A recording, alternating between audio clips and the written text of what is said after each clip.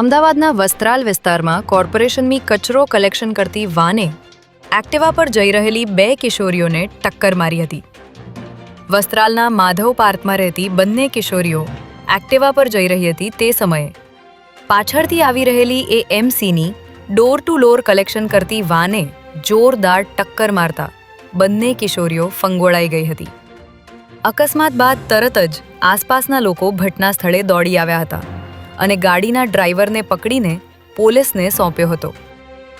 આ અકસ્માતના હચમચાવી નાખતા સીસીટીવી ફૂટેજ સામે આવ્યા છે, ત્યારે પોલીસે આરોપીને ઝડપી લઈ કચરાની ગાડી કબજે કરી હતી.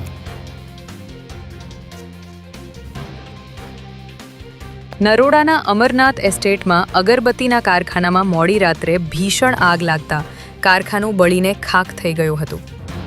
આ કારખાનામાં મોટા પ્રમાણમાં અગરબત્તીનો સામાન હોવાથી આગ ઝડપથી ફેલાઈ હતી અને ફાયર બ્રિગેડની ટીમ અહીં પહોંચે તે પહેલાં જ આખું કારખાનું આગની ઝપેટમાં આવી ગયું હતું. ઘટનાને પગલે ફાયર બ્રિગેડની 9 જેટલી ગાડીઓ તાત્કાલિક અહીં પહોંચી હતી અને સતત 3 થી 4 કલાક સુધી પાણીનો મારો ચલાવી આગને કાબૂમાં લીધી હતી. જે બાદ આજે વહેલી સવાર સુધી કુલિંગની કામગીરી કરવામાં આવી હતી. જો કે સાંજે કારખાનું બંધ થઈ ગયું હોવાથી મોટી જાનહાનિ ટળી ગઈ હતી.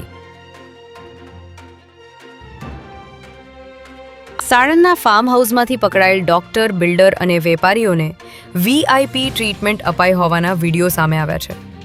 આ મહેફિલ એક દંપતીની 25મી એનિવર્સરીના નામે આયોજિત કરવામાં આવી હતી, જેમાં માલેતુજાર, ડોક્ટર, બિલ્ડર અને વેપારીઓને આમંત્રિત કરવામાં આવ્યા હતા અને દારૂ પીરસવામાં આવ્યો હતો. ત્યારે આ કેસમાં પોલીસના 2 ચહેરા સામે આવ્યા છે, જેમાં પોલીસની નાક નીચે પાર્ટી યોજાઈ હોવા છતાં તમામ આરોપીઓની પોલીસ સ્ટેશનમાં સરભરા કરવામાં આવી હતી, જેના વિડીયો સામે આવતા પોલીસની કામગીરી સામે સવાલો ઊભા થઈ રહ્યા છે.